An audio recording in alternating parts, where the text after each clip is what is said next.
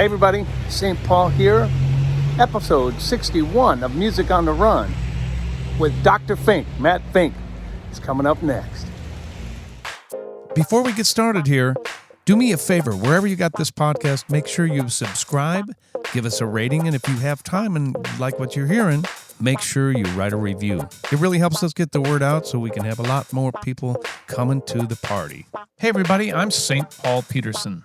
Prince gave me that nickname, and I've been lucky enough to tour with people like the Steve Miller Band, Kenny Loggins, Peter Frampton, Donny Osmond, to name a few. And when I'm not playing music, I love to run. And this is a podcast about how we stay healthy on the road, physically, mentally, and with our families. Welcome to Music on the Run.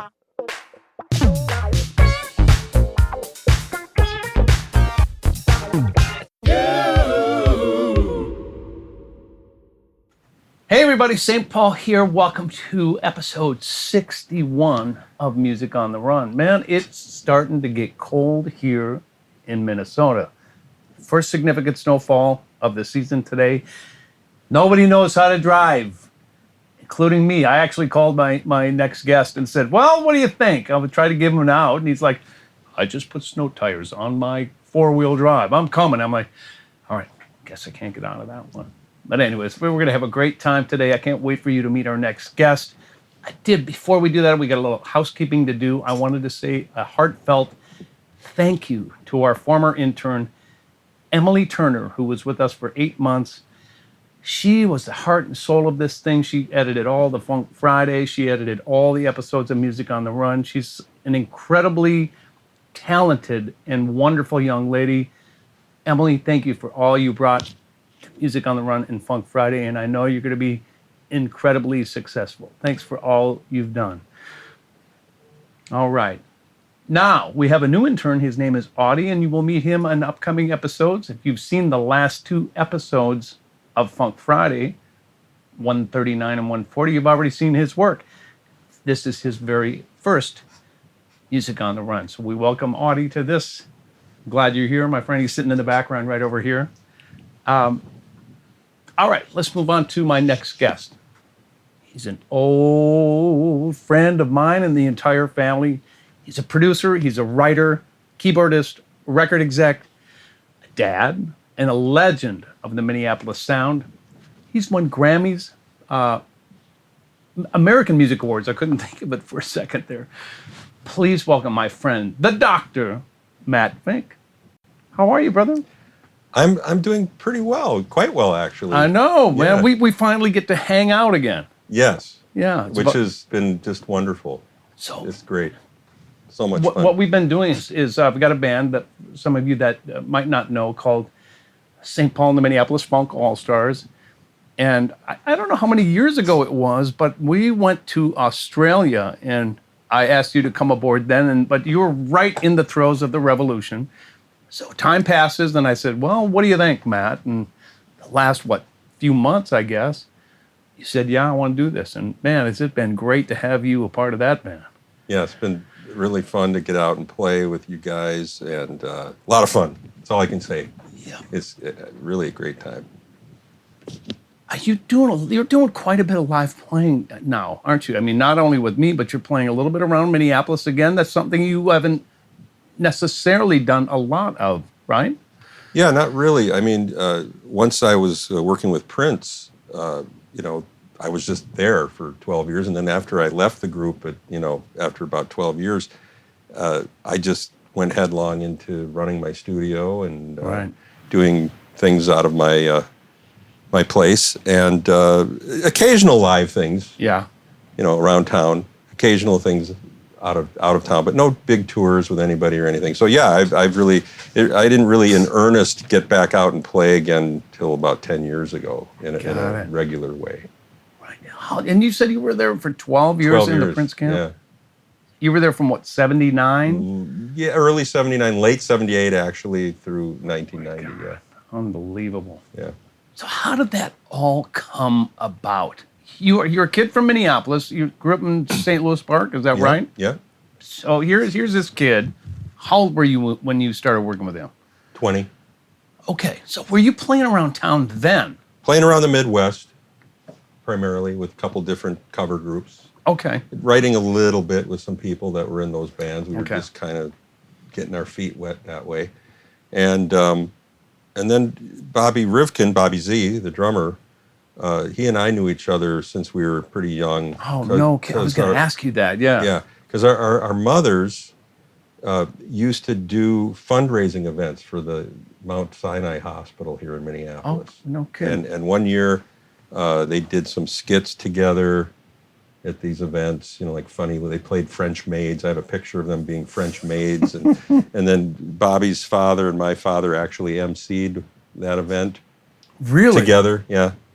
And what's really funny about that is I was going through some old stuff at my folks' house years ago and found a program from that night.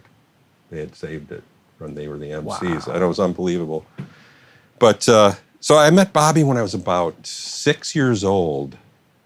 Went over to his house with my mom because she had to rehearse something for one of those events. Mm-hmm.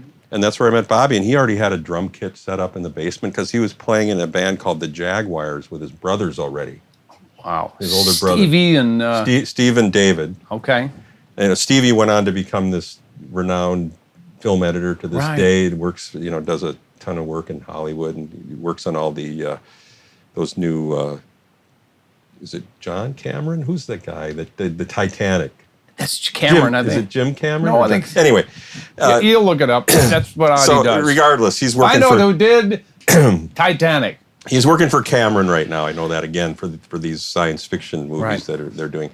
And then David, the oldest brother, of course, he's produced a lot of great people and won awards and worked with Prince early on, helped produce Prince's demo. He produced The Family. And he produced The Family, of course, which you were involved with. I totally forgot.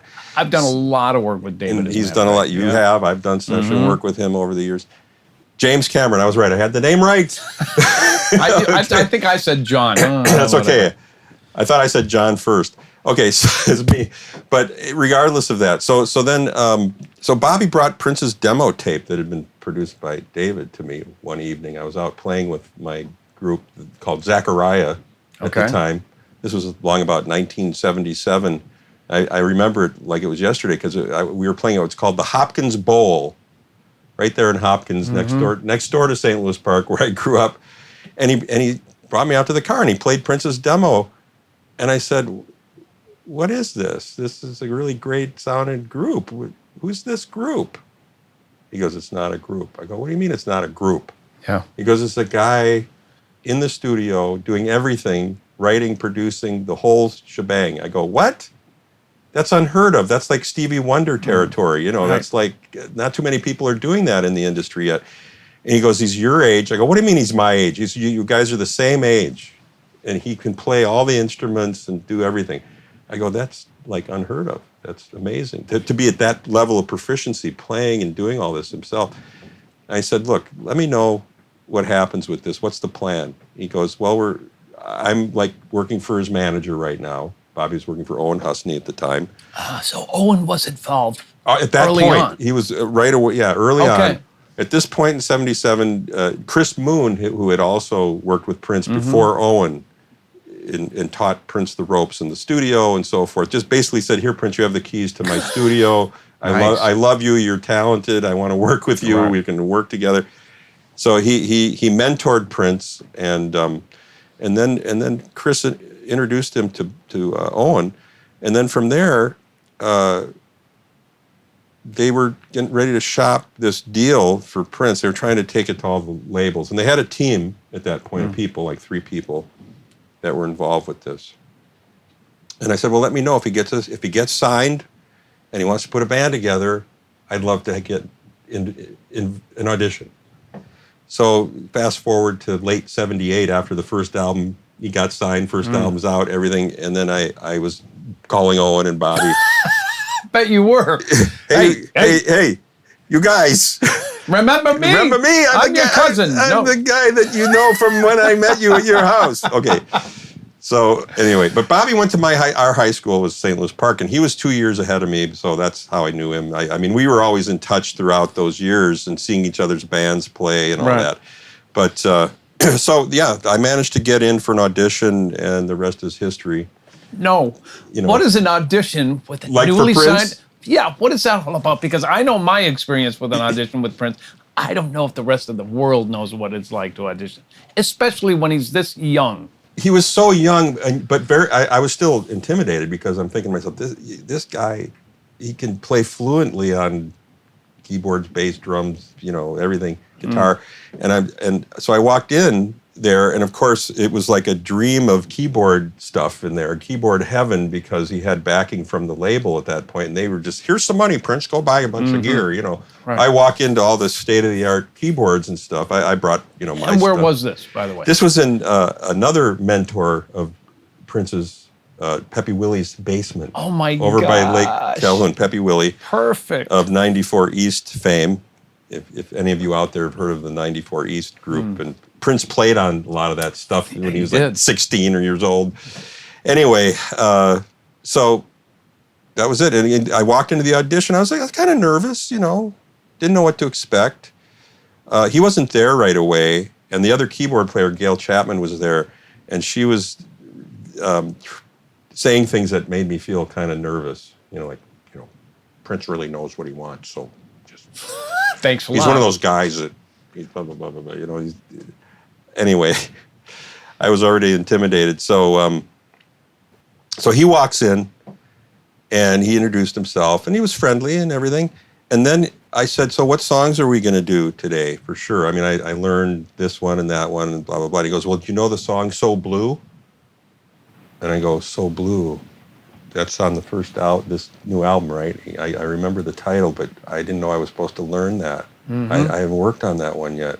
He goes, "Oh, don't worry about it. There's no keyboards on it anyway." That was the icebreaker? That was the icebreaker. Oh, that's classic. Classic Prince. Oh, yeah. He did he did something similar for me when I first met him. Yeah. People already know that story. That's funny that he would break the ice like that with you. Yes, that's what he did. Huh. And then he, of course, like he did with any rehearsal or any sound check or any warm-up before he does anything, he wants to jam and just improv the whole time for like an hour or more and just riff with people. And, oh, here's a chord progression. Let's play something with this, blah, blah. So that was it. We didn't go to play any songs yet. Why do you think he did that? That's how he warmed up. He just liked to do that because sometimes an idea would pop up that he could write something to. Right. Mm-hmm. Aha. That was the other Do you think reason. part of him doing that as well to see how you would gel and what you would play and how you would Like that too. fit in? Yeah, he wanted to see if there was any kind of even psychic communication, Right. possibly, and, For sure. and you know, visual cues and things, you know, interacting to see how you know, dealt with dynamics and things. Yeah. With the improvisational side. So that went really well, and then it came time to play "Soft and Wet," which was the first single. Yeah. And there's this funky clav part on that song. You know, it's like that kind of a rhythm. And you can't hear it real well in the mix. It's kind of buried. So I tried playing it, what I had worked on, and he said, "Well, that's not quite right." And I go, I know it's probably not right because it's hard to hear in the mix. Any chance you could show me what you played? He said, "Oh, okay." So then he sat there and showed me what he played, and for about 10 minutes or so. And then I was close, but it wasn't quite there. And then I was able to learn it on the spot and then do it with him. And I think that impressed him. Oh, yeah.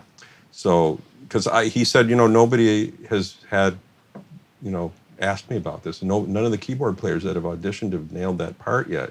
And you're the only one that asked. And I go, okay, well, great. I'm glad you showed it to me. Thank you. Thanks. Right. So that was that. But I think he liked the fact that I was honest and said, yeah, I really couldn't hear it properly. Maybe you could help me. Yeah. Blah, blah, blah. So I think that really impressed him. I think that was, technically I was, obviously he liked what I was doing, but I think that may have sealed the deal for him almost. But I had to wait 3 weeks for his decision because they were... You're sitting waiting at home? 3 weeks to get a yay or nay from him because they were still auditioning more people beyond me. And Interesting. they'd been auditioning people ahead of me as well throughout that year. But I don't know. That's all I know. Who called you? I think it was you had the Owen. gig. I think Okay. Owen called to let me know. Either Owen or Bobby. And Bobby was already in by this point. Yeah, Bobby had been brought on to be the drummer already. Okay. They had Des Dickerson and, of course, his childhood buddy, Andre Anderson / Simone, and Gail, who came from Duluth. Got it. Yeah. So you are a young guy. You're in this band. You're a guy from the suburbs. Yeah. Prince is this punk funk guy who is pushing the limits of what radio and television are going to accept, Yeah. right? And you're part of this thing now, man. There ain't no backing out. It's ground floor level. How did that all go over? Were you like, what am I doing? Or were you like, I'm ready? Oh, no, I was so excited to be a part of it. Because, when I first bought the first album and put it on the turntable at home and listened to that thing, I was just flabbergasted just from the opening a cappella choir thing that Right. he did, this otherworldly, ethereal church thing called For You. That was just like, who is this? Who does that? Yeah. It was really unique, very original. You just didn't hear stuff like that. All in falsetto. All in falsetto, just totally on point. His pitch control was amazing too. I mean, just live, anytime. He very rarely strayed sharp or flat ever. Right. So no auto-tune for him. No. But yeah, that was really something else. I was extremely excited to be on board with what he was doing. What were some of the first things that you guys did? Television shows? No, the very, or what was it? Really, the very first gig was the Capri Theater in North Minneapolis. Sure, yeah. Which was meant to be a showcase for Warner Brothers people.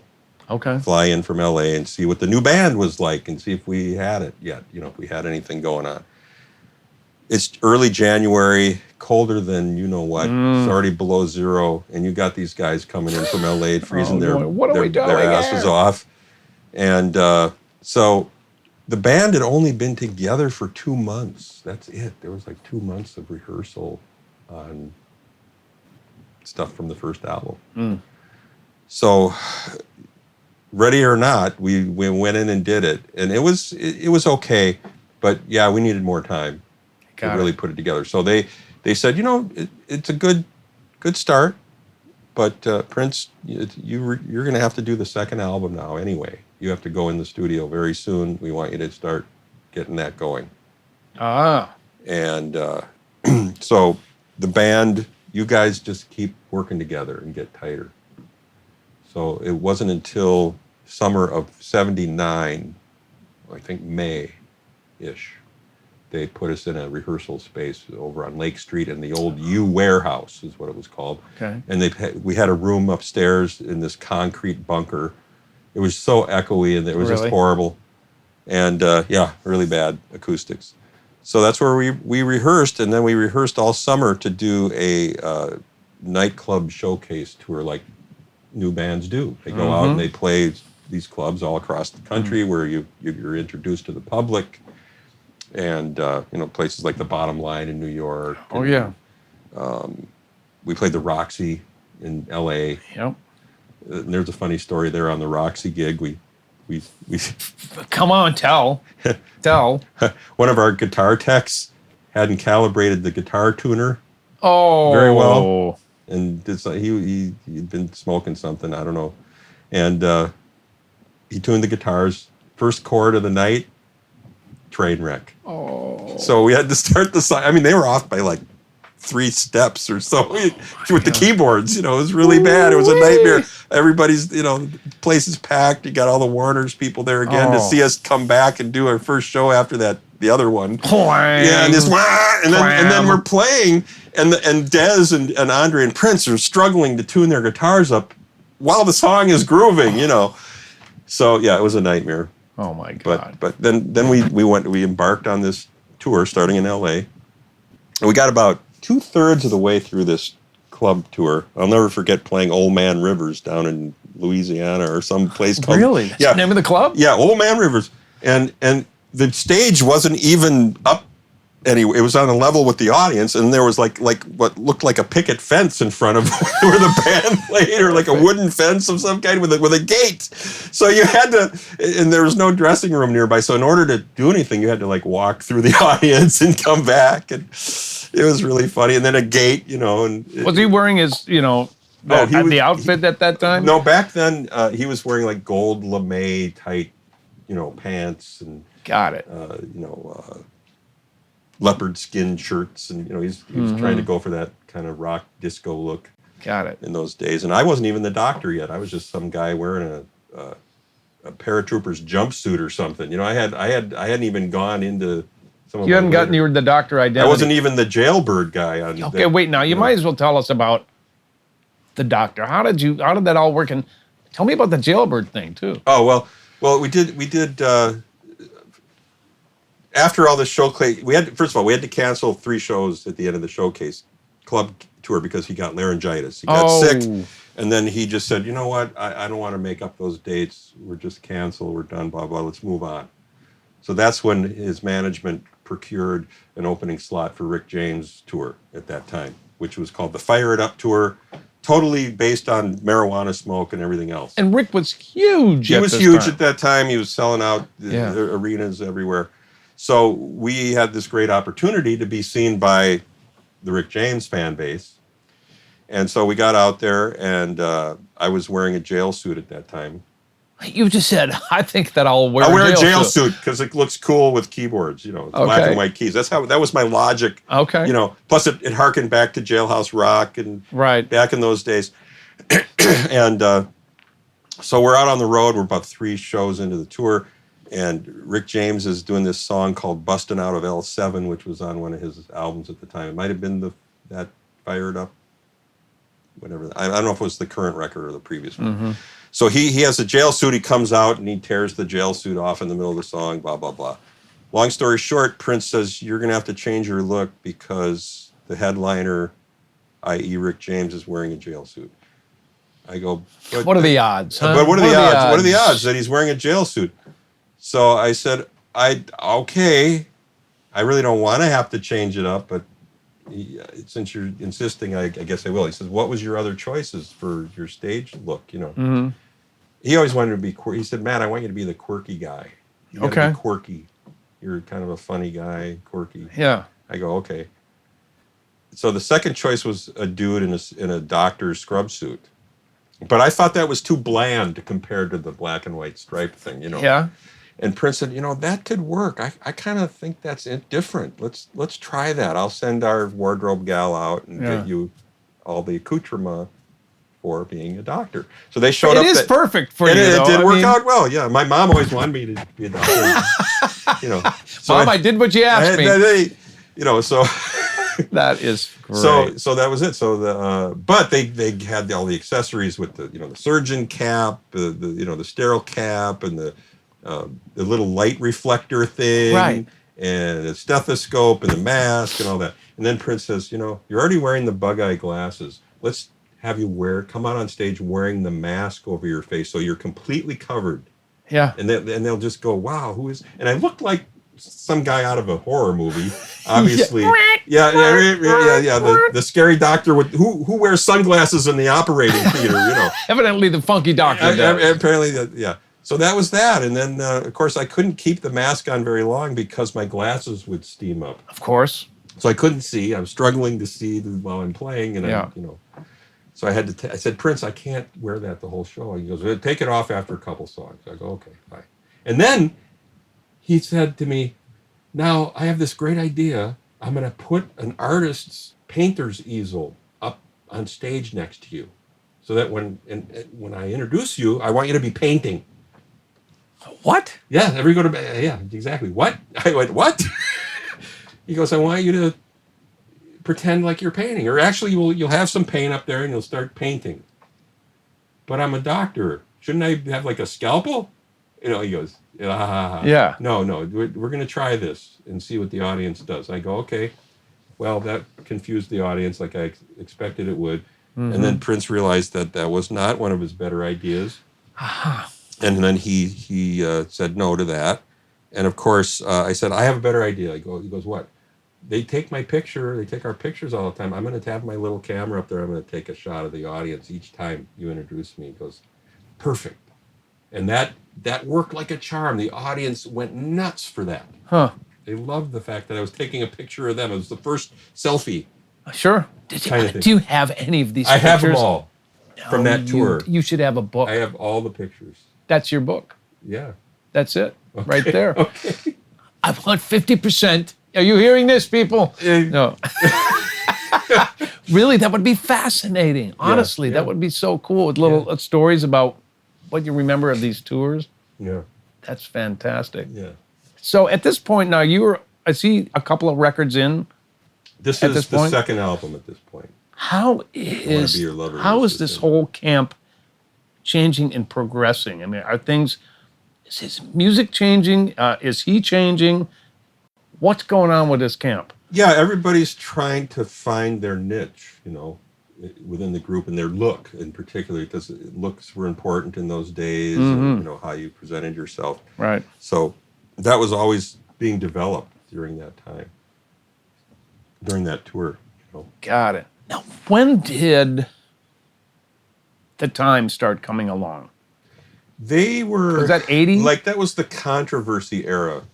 Okay. 81, just right when the third album, which was Dirty Mind, came out. That's when he started to work on Time material and get it. So he didn't have any other side projects prior to that, or did he? There was one side project that he did with us, with the first band, which before Lisa Coleman was, like I mentioned before, and he called it The Rebels, and it was the summer of... trying to remember if he did it before or after the Rick James tour. That's the thing, I can't remember. It might have been 79 even, that summer too, we did this.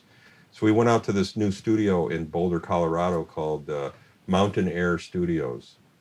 Brand new facility, beautiful, big studio. And he just said, I want to do another album with you guys, but call it something else. And I go, really? What's the label going to do with that? He goes, don't worry about that, we'll make it happen. I go, do you mean you want to put out a separate album called The Rebels, which is us, but not your backup band for Prince? Yeah. He goes, yeah. I go, that'll be interesting. Yeah. So we went out there for a week and recorded a whole album. Everybody had songs, and we were playing on each other's stuff and doing that. That's still out. Bootleg copies are out there. I gotta hear that. Called The Rebels, yeah. Really? There's one song that Andre did that's my favorite thing on there, called Thrill You, Kill You. It's funkier than funk. I mean, really? And it's so good. Huh. Great track. I've never heard that story of that. Oh, you haven't heard about this yet, have you? Yeah, well, that's because Warner Brothers put the kibosh on it. Oh, yeah. And Prince took it to the Warner's people, and they went, what are you doing? You're not ready to do this. What are you thinking? You concentrate on but you yeah, first, but right? Prince was so ahead of himself. I mean, as you know, he's such a genius. So then he thought, okay, so if I can't do The Rebels, I'm going to do something else. And then that's when the Time idea hit. Aha. And then Vanity 6, of course. So the side projects came in a little bit later. Yeah, but not much. Okay. Really, 81, that's only a couple years into his... So where was the Stones opening slot? Was that around that same era? Dirty Mind. Album was out, had just come out. Tell me about the infamous... The booing of this, get off the stage. The infamous Rolling Stones audience. Tell me a little bit about that. Okay, well... From your perspective. My perspective was... We're going to take a little break from the interview right now because I want to tell you about a couple of really cool things. First of all, we're having so much fun with our weekly 1-minute funk jams called Funk Friday. We've had so many world-class musicians on Funk Friday, including members of the Steve Miller Band, Fleetwood Mac, Daryl Hall and John Oates, Earth, Wind & Fire, just to name a few. You can check that out on all of our social media, but you can also see it on our YouTube channel. I also want to take this opportunity to thank all of our members who have supported us on Patreon. Don't know what Patreon is? go to www.patreon.com/Music on the Run podcast, and there you'll get all sorts of information on how you can financially help us produce this podcast. There are all kinds of incentives listed there on the website, and there are many different levels on how you can become involved. We could not put on this podcast without our patrons. All right, let's get back to the interview.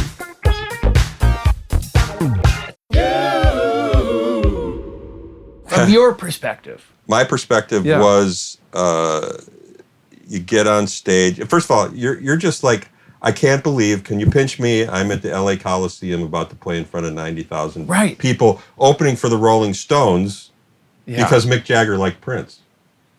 Wow. It was actually Mick who got turned on to Prince and thought, I want to give this kid a big break because he's so amazing.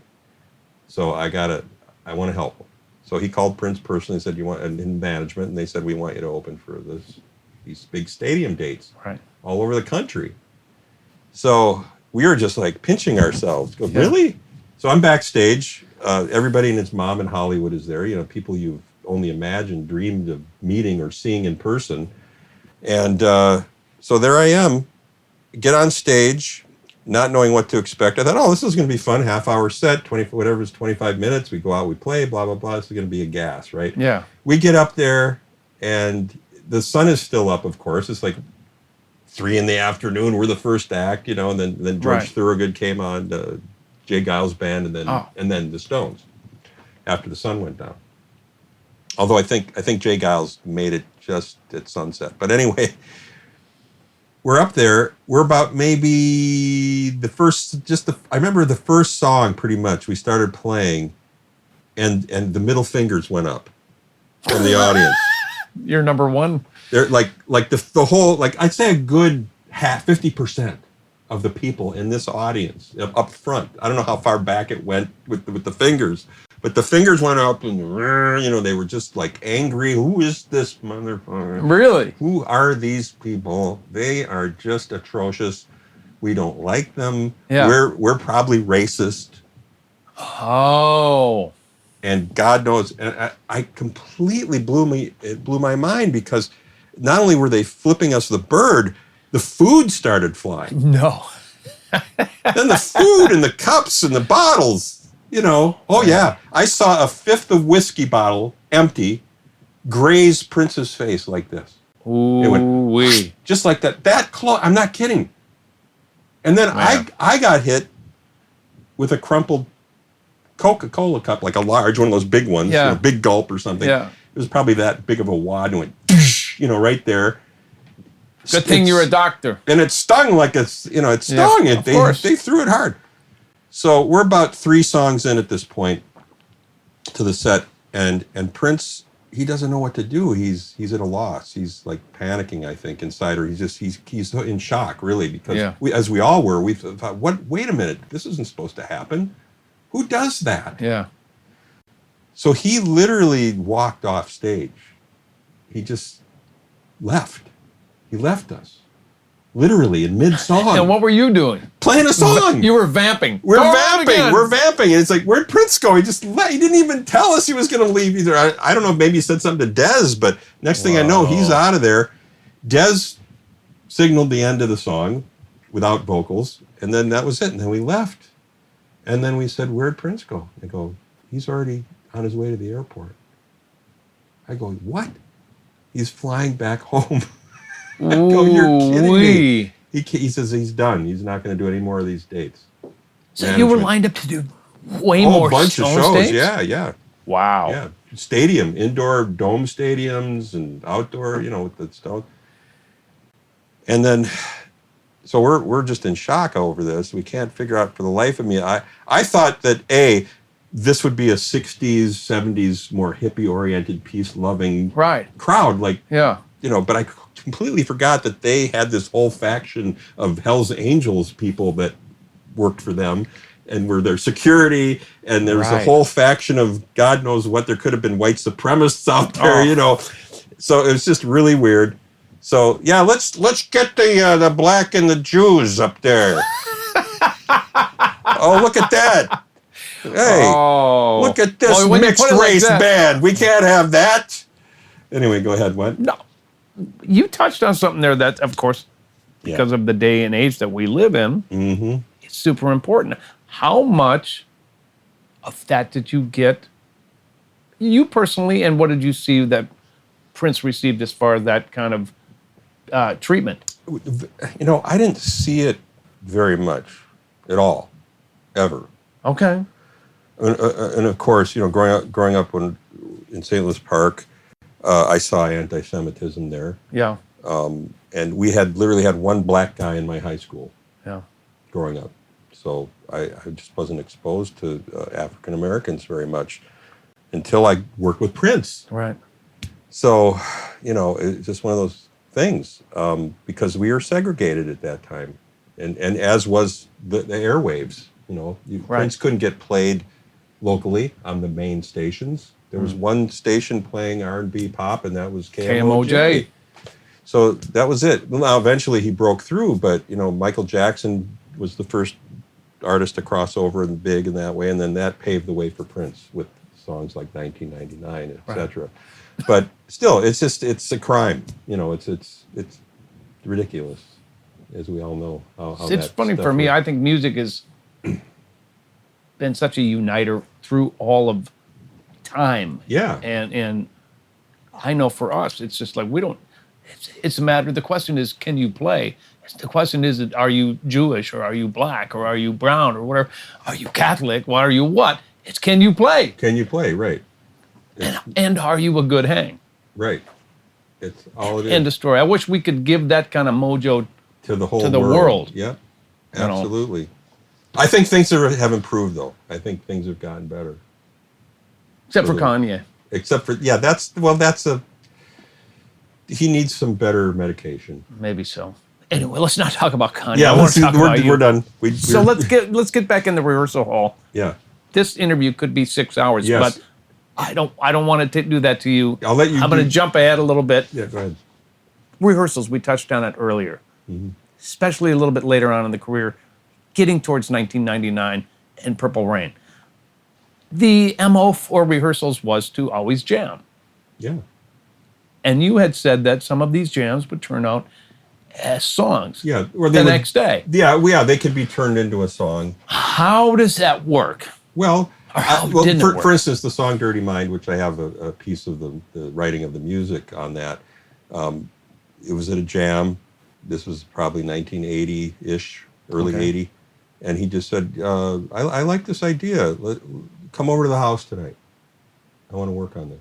I said, okay. So we went over there, and he literally laid down the bass and the drums. Actually, there was no bass on that one. It was all keyboard bass. I did the main keyboard riff with him. He was on drums. And then he had a guitar. And then I did a synthesizer solo. And then he sent me home. Next morning, he showed up with the song done. As he often did. As he often did, with the vocal and everything. And then he said, I think this is going to be the title track to the next album. And I went, really? And you got credit. I did, yes. Yeah. That's really good to hear. Yes. Name some of the parts that we may not know that you came up with that are super incredibly popular in the Prince world. Okay, Computer Blue. That song was sort of, I planted a seed of the groove for that one on the Purple Rain album, and then he built the song around that. I just had, a fifth of it because other people were brought in and co-wrote. And then there was It's Gonna Be a Beautiful Night off the Sign of the Times. 17 Days was a group effort by Prince and the Revolution, as was America. Okay. So those are all the songs I had a hand in. But I did a lot of session work on songs where I didn't get right. Those are writing credit songs, but songs where I played on things. I can't remember everything. I think one of the other day when we were doing a gig, you said that the Purple Rain, the end of Purple Rain. Yeah, the big vocal part, the woo hoo hoo yeah, hoos. How did that happen? The big anthemic thing. Yeah, that was just me playing that line on the piano while we were jamming on the chord progression. The first day he brought it in for us to work on it with him.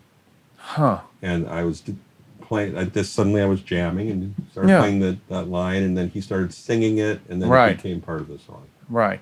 And that's probably more of an arrangement than a songwriting thing. So you don't have any problem No, with that. but he's still, for the revolution at that time, he said, I'm because you guys contributed to things on this project, I'm going to give you artist royalties, Wow. which was very generous of him, and Sure was. things like that. So let's jump back a little bit now. Once Prince had created, by the way, that is fantastic to hear. I think that's really important for not only Prince fans to hear, but for everybody to hear that if you wrote something, you got a taste of it. So that's good. So let's go back to the time, because I'm curious. This is where I kind of enter the picture, and I was green, and I was watching all you veterans who had been out there. Before I got there, there was some tension that between the time and maybe Prince, simply because I think there was more made up, but then it became a reality of who was going to kick whose butt that night out on tour. So you had this family of people, the time, Jimmy, Terry, Monty, Right. Bean, Jerome, Morris, and then and this is an entity that Prince created. Yeah. And then you got you guys. Give me one instance of how these practical jokes and things that would go back and forth. Well, first of all, the time became Prince's Frankenstein monster. Aha. And then he realized, oh my gosh, I wrote this stuff for these guys, Yeah. but now they're coming out on stage and just kicking our butt every night on the 1999 tour. It was called the Triple Threat Tour. It was the Vanity Six, and the Time and Us. So they were, Prince was having a problem with that, apparently. But at the end of that tour, things got out of hand, and there was a full-on food fight that took place. Do tell. Yep, it kind of started with Morris and Jesse Johnson came over to our dressing room and started, taunting us a little bit for some is that reason. right? I don't know why they did that. I just know they came down and did something. And then Bobby threw a banana at him to get him to leave. Yeah. Next thing you know, they're throwing stuff at us and turned into the food fight. Food fight! So that night, it got kind of out of hand. And then the next night, which was the final night of the tour, they decided to just continue the food fight backstage. Oh, is that right? Yeah. Yeah, they even had eggs. Oh. They had everything. I mean, and then our management people thought, well, okay, that's it. We're ordering a bazillion cream pies, and they brought those in for the end of the show, and we were able to just have a massive, full-on Hollywood, Laurel and Hardy pie fight in the locker room in this arena, hockey arena. No way. Yeah, for real. You had to be careful because the floor got covered. Of and course. You were slipping and sliding in exactly. the cream pies, and yeah, it was real. It was the real deal. Wow. Yeah. Okay, so Jimmy and Terry basically got fired. They were asked to leave the band. That's where I came in with Jerry Hubbard, Rocky Garrity, and why am I having trouble remember? Mark Cardenas. Mark, I love you. I just couldn't remember. It happens when you reach 58. I hate that one. Mark in Seattle. He is in Seattle. Yeah. The dynamic of that band changed dramatically. I mean, is that something that you felt? Because I felt quite separated from you guys just simply because we were. Yeah. But is that something, what was that to look at? Was that disappointing that whole thing went down? Yeah, I personally was disappointed. I wasn't disappointed that you had the opportunity, of course, but I thought the decision to let Jimmy and Terry go was not really logical to me at the time. I thought, okay, they were in Atlanta at the time producing the SOS band. Right. And then they had to get on a plane to make it to a Time gig that night, I think it was. And there was a snowstorm, which in Atlanta, if you get 2 inches, you're done. You're done, you're stupid. exactly, It's like they don't know what to do. Help me, guys. So they missed the flight. And I remember that evening, Prince and Lisa filled in on keys for them, and bass. Prince played bass, and Lisa did some key stuff. I did a little bit, but I didn't know enough of their material to where I could really nail it, the whole show. And so I thought, what, okay, it was an act of God. They didn't do it on purpose. They were trying to get to. It's not like they like left you in a lurch because they didn't want to be there. Right. But to fire them, I thought at that point, just for that minor of a thing where okay, they couldn't help it. So I don't know. I never understood the logic of that. Yeah. Why Prince fired them at that time. Yeah, I was always curious about that as well. It didn't make sense to me, but I didn't say, "Hey, Prince, why'd you do that?" I suppose it wasn't your place to question his decisions like that. No. Okay, so I'm coming into this band. We idolize all you guys, by the way, so it was super fun to watch this. And we get thrown into the making of this little thing called Purple Rain. Did you have any idea that Purple Rain was going to turn into this cult classic favorite rock and roll movie of all time? Did you have a feeling about it, or because he was on such a roll, or like, well, I guess the boss just wants to do this. I'll play along, whatever. It was both. Okay. The boss wants to do this, I'll play along. Yeah, I bet. Cash that check. Yeah, but also believing in it at the same time. But trepidation was in there as well. I thought, oh boy, could be make or break time for him. So I was concerned about it. And so was, rightly so, the record label, because his management people, Cavallo, Ruffalo, Farnoli, really believed in it and wanted to do it, but they didn't want to necessarily bankroll it. Right. They wanted Warner's to bankroll it. Warner said no. And then the proposal was, well, how about if we kick in half and you kick in half, or I don't remember the exact deal how it went down, but they managed to persuade Warner's to take the risk and do it. So, it was about that close to not happening. It was, there were moments when it may have been, put on hold. So they made it happen, and the rest is history, of course. But in hindsight, when I look at the movie, I mean, it's flawed, of course. There's, but for a freshman effort on Prince's part to be doing a rock and roll fantasy film like that, based loosely on his life, was amazing. So they pulled it off. Favorite moment of the Purple Rain tour for you? Favorite moment?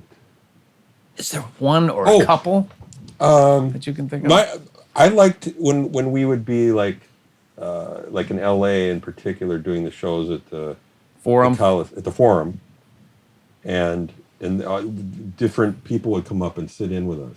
Like Springsteen and, I was and there Sting. for that Were one. you there? I was there for Springsteen, yeah. Springsteen, Sting, Madonna, Huey Lewis. I can't remember everybody, but everybody and their mom was coming to the shows or coming backstage. And I'll never forget seeing Elizabeth Taylor in the front row clamoring for Prince. Really? Clamoring for him, like she was like, the biggest Prince fan. And we all know she loved Michael Jackson too. Yeah, was like best buddies, but for Prince too, she was just like gaga. Do you know what I remember from the Forum? So that was fun. Seeing all that.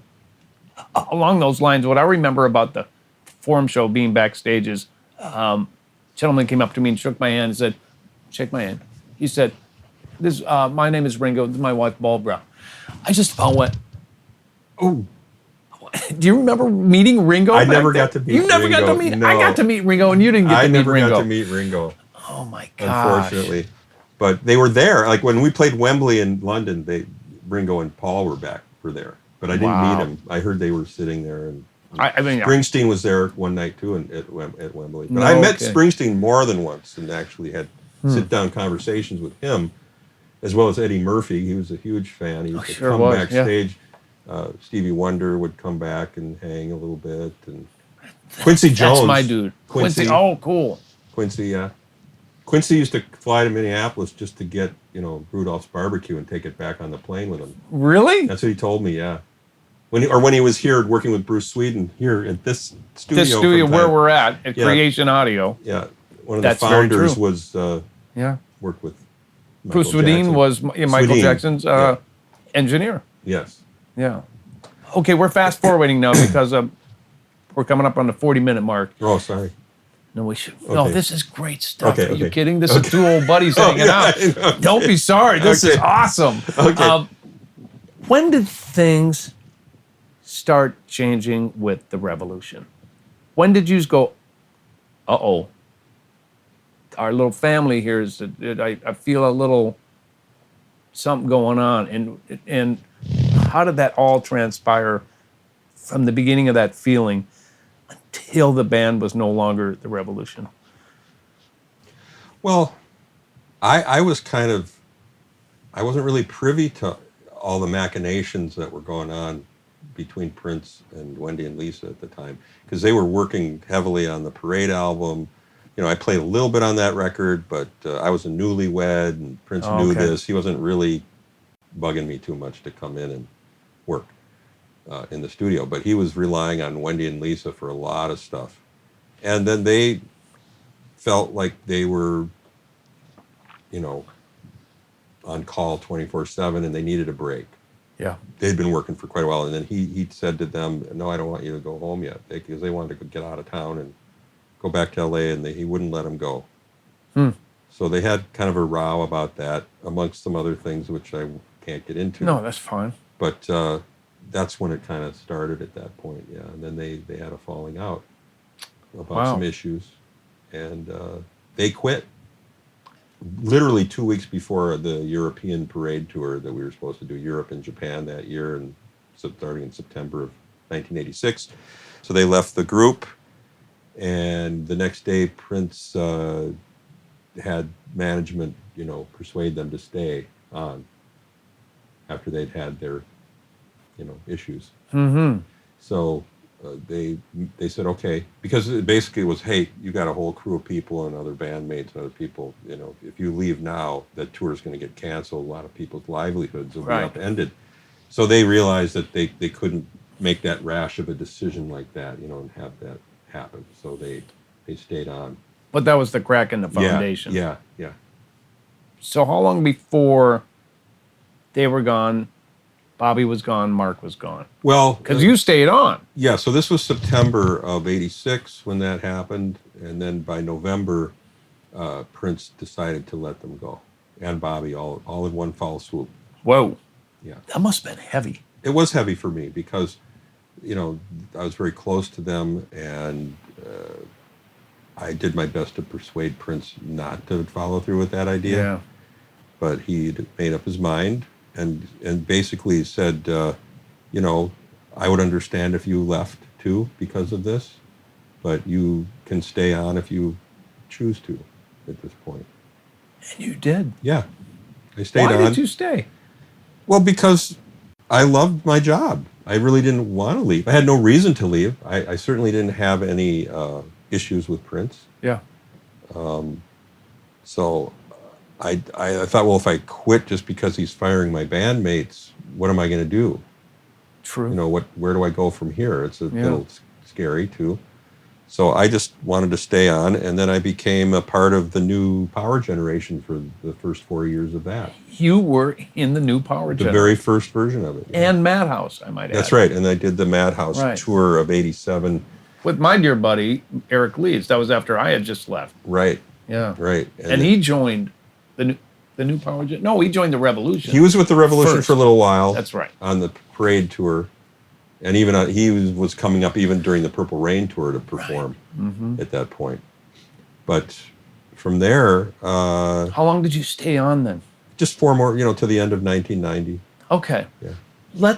Tell me what life is like or was like for you after you left the band. What does that look like? 'Cause you're touring for 11 years or 12 years or something like that, and then it's like, yeah. Yeah.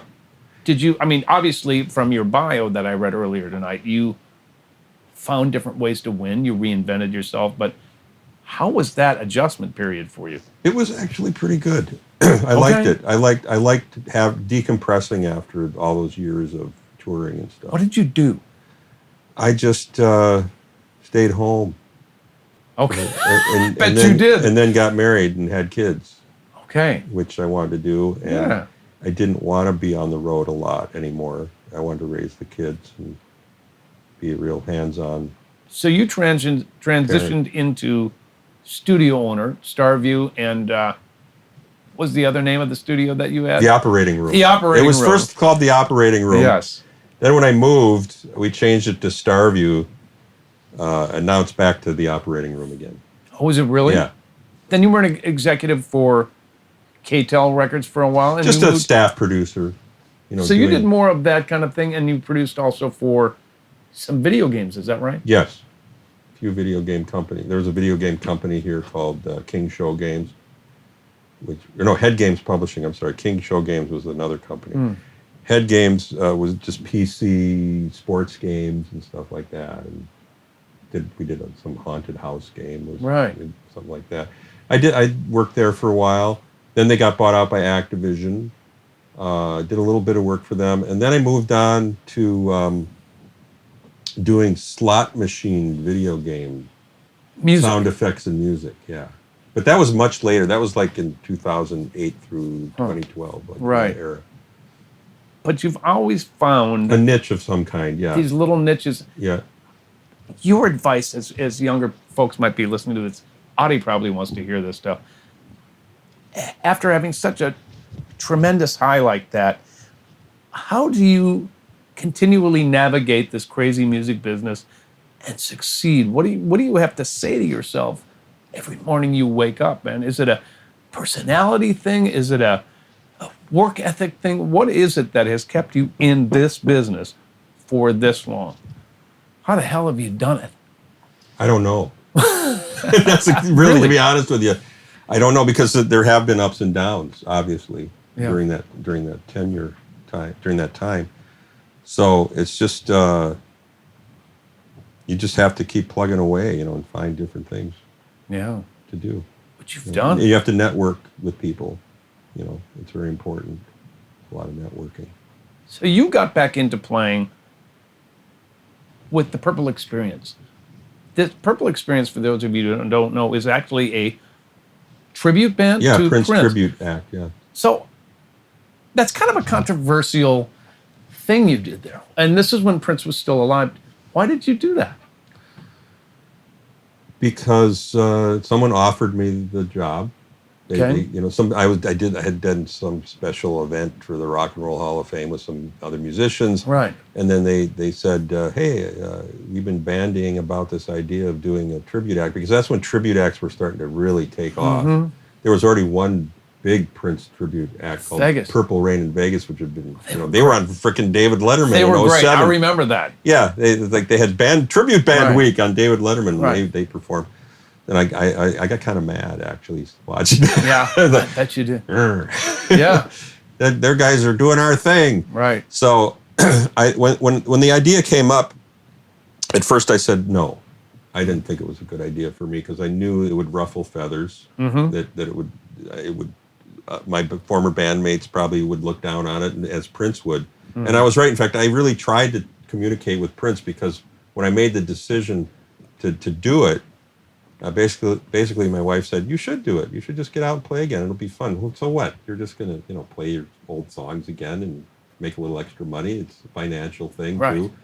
And I thought, okay. And you've got a kid, and you have I've a got wife at this two point. kids, 2 boys. Two And kids I thought, by that point. I needed to increase the income at that time. Sure. And so I tried to get a hold of Prince, and I couldn't even get through to him at the time, because I wanted to say, hey, there's this idea on the table. I want to make sure you know Right. before I do it. And if you were going to say yay or nay to it, and I fully expected him to say, don't do that. Right. Right. But his people were so guarded. I mean, I couldn't even get through to him. This was in 2010, late 2010. I could Interesting. not get him on the phone. Huh. It was the weirdest thing. Wow. They said, we know who you are. Yeah, we know who you are. But unless we know in advance that he's expecting your call. But I need to schedule a call with him. I need you to tell him. Right. You tell him Yeah. I need to speak to him. Right. And they dropped the ball. So he didn't give his blessing or his instruction to stop Yeah, but doing fast forward to 2014, and then he called me in for a meeting to talk about it. Oh, he did he? Yeah, he did. And then he didn't want me to do it and wanted me to stop. And I said, but we're helping your brand. It's not any, and we're playing in markets that you never went to. I mean, a lot of people are very happy to have us play because Right. they never saw you live, or they couldn't afford to see you live, Mm-hmm. and they always were very grateful that we were there playing Right. in some of these cities, smaller towns, smaller 100,000 people, maybe 80, Mm-hmm. 60, all these smaller. Right. And so then he said, well, I suppose you can do it as long as you tell your guy not to dress like me, your front man. Right. Because he was doing the costuming Mm-hmm. first, Right. Prince. And I said, well, can't guarantee that. I mean, it's, Right. I can certainly ask him. So that was where it ended. And he didn't give me a yay or nay. He didn't say, you got to stop. He wanted me to stop, but I just kept going because I said, it's only helping you. Yeah. It's only helping you. And you did that for a period of time, but you stopped doing that for a while, and they continued on, and they're doing very well. And yeah. And well, when the Revolution reunited after he passed away, it was too difficult to do both anyway. Of course. So Yeah. do the Revolution, and that was it. Yeah. Yeah. You talked about Prince passing, and we have to get to this. Mm-hmm. Where were you? How did you find out? Well, I was at my office downtown that day. I was working for a company that I still work for part-time called ADX Labs, and we were in the music side of things for that company. And so I had a friend of mine who lived in Chanhassen called me up and told me there was a news report that somebody had passed at Paisley Park. And I went, uh-oh. Yeah. Do we have any confirmation who it is? He goes, no. I go, great. And so I was really worried. And then about a half hour later, he called me back and said, it's official. Oh. I go, so it's Prince. He goes, yeah. I go, how'd you find out? He goes, I know the sheriff. Oh. It's not even in the media yet. You're the first person I called to tell. Oh, my. So I knew before it was even announced anywhere. So that was that weird moment you have when a family member passes away and you're in shock. And you just, everything stands still and you can't think straight. The rest of the day was shot. Oh, of course. I was done. And then the worst part of it all is I had to play the next evening with the Purple Experience outside of Chicago at a theater. No. We had a gig. And the band is calling me up going, what do you want to do? I mean, this isn't good, dude. We should cancel. I go, we got to cancel. Yeah. And then I called our booking agent and the theater guy, the head of the theater. They said, no, you can't. I mean, you're under contract and we can't do it, and it's almost sold out, blah, blah, blah, blah, blah. So I went back to the band. I go, I know this, you're not going to like this decision, but we got to do the show. So we did. How was that? It was really weird. Yeah. It was weird, but the audience wanted it. They knew he had passed, and they were definitely wanting to hear the music at that point. Do you think that was healing not only for you, but for that audience? Yeah, I think so. Tell me a little bit about the conversation about getting the Revolution back together after Prince's passing. How did that come about? Well, initially, we just wanted to do a few shows in September at First Avenue here in town and, do a tribute to him and all that. And then once we saw how well that went, then everybody was like, yeah, maybe we should do more. Yeah. To bring that to the fans and help the healing of the fans. And that's where it just went from there.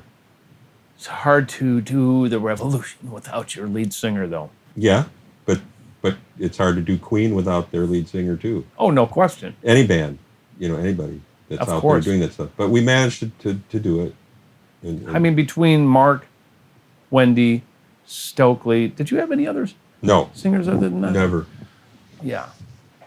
I mean, I think at that point, you were doing that as much for each other as you were for the fans. Would you agree with that? Yeah. What was it like getting back together with everybody? It was great. I mean, I bet. we did it one other time at the end of '03, was it? We did The forum in L.A. Yeah, you were there. I was on that. You were there. Yeah, with a little Angel Buddy Foundation for Sheila E. Sheila E's thing. So that was the other time we had reunited since the breakup of the band. And after that one, everybody was excited. Oh, we got to do more. I remember we got to do more Yep. of these, But it just was too difficult for everybody. Yeah. So what? The Revolution is on a little bit of a hiatus right now. Is that right? Yeah. The girls are working. Everybody's kind of doing their own thing right now. Is that right? Yeah. Good, because I can steal you for a little bit. Yeah. We've been having a lot of fun playing together. Yeah. Yeah, it's been great. Tell me what else is on the horizon for you, Matt. What do you got in the works? Well, as I mentioned earlier, I was working for a music-oriented company, although they're a tech company. They have other technical and software-based products they do, but there was a wing to the company that was doing a streaming service and a small record label. So that's going to start ramping up again soon, Mm-hmm. but we had to temporarily shut things down due to the COVID pandemic. Wasn't COVID fun? Yeah, a lot of fun. A lot of fun. The first out of the out of work and the last to be back. Yeah, and then I just want to mention my son Max. Oh yeah, my tell me oldest about son, what your kids are doing. My oldest son is in LA, and he's an aspiring producer, songwriter He's as well. really good too. Yeah, and he's doing some. What does he go by? He goes by the stage name of Max Millie, Okay. and that's Check spelled, it out. And it's spelled MVXMILLI, Okay. and so he's been working with quite a number of different people out there. I can't keep track of it all. Oh, I bet. So he's he's working on different projects, and so we'll see how that transpires. And you've been married to Andra for how long? 30. 28 years. Is it 28? Yeah. I thought it was 30. Not quite. 29? We You just better had our get- you better get this right now. wait, we just had our 29th anniversary. For you. Yeah, that's right. Congratulations. That's awesome, man. Yeah, you better get that one right. Yeah, but we've been together for 32 years. Mm-hmm. If you want to go that way. Well, I got to tell you, man, this has been long overdue for our chat for this, especially on Music on the Run. I know the fans have been writing and going, when are you going to get Fink on there? Really? I finally got you on Okay. here. You know, That's nice. I have to say that from me, like being a little brother, you're my big brother's age, watching the trajectory of your career in that influential age that I was when you and Prince were taking off and doing these things, we just thought you guys were gods. We were like, wow, we can't believe this is happening in our own town. And all of you paved the way for the rest of us and everybody who came through here. And to see you still at it with humor, I know everyone loves you because you are funny. You don't take yourself too seriously. You play your ass off. You take work seriously. You're a good guy to be around. And it's just so fun to finally, after however many years I've known you, be able to sit down in the same room and get this documented. And just tell you what you've meant to this Minneapolis community, man. You are a legend here. You really are. Well, thanks. I forget that a lot of times, too. Well, cut it out. I know. I think other people may not give you the credit you deserve. So here I am, and not only between my band members, with Minneapolis Funk All-Stars, people need to give it up to you because you are one of the pioneers of the Minneapolis sound, no matter how you slice it. Matt Fink, Dr. Fink, right here on Music on the Run. Thank you so much for doing this, man. You're welcome, Yeah, Paz. My unbelievable. pleasure. My pleasure. We will see you in a month, and it's going to be our 3-year anniversary of Music on the Run.